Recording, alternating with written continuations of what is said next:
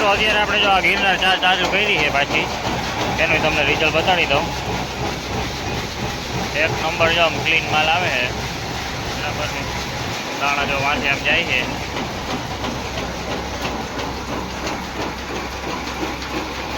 નમસ્કાર મિત્રો, સ્વાગત છે તમારું આપણી યુટ્યુબ ચેનલ એક ઓર ન્યૂ વિડીયોમાં।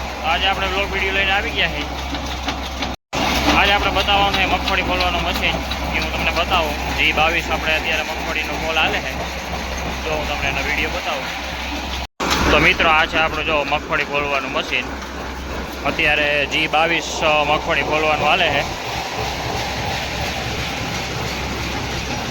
બધા દાણા જો આમાં ક્લીન થાય છે બરાબર।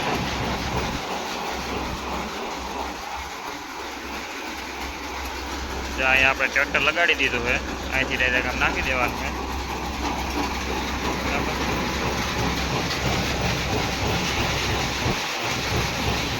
તો મિત્રો અત્યારે જો આપણે છે ને ફૂલ ઓર રાખ્યો છે, દાણા આવે છે, દાણાની ક્વોલિટી તમને બતાડી દઉં, જોઈ લો કેમ એક નંબર છે ને।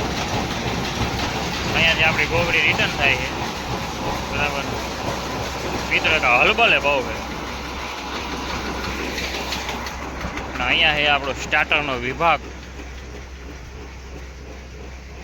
અત્યારે આપણી મોટર 10 એમ્પિયર ઉપર હાલે છે મિત્રો, અને અહીંયાથી જો તમને આખું મશીન બતાડું।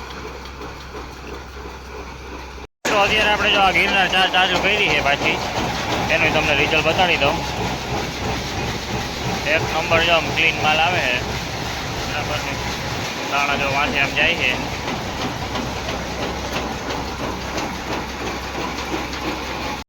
તો ફાઇનલી મિત્રો એક ભાઈની માંડવી ફોલાઈ ગઈ છે, અને જો હવે આ બીજી પાર્ટી આપણે આવી ગઈ છે, એની આપણે માંડવી ફોલવાનું ચાલુ કરી દીધું ગિરનાર ચાર।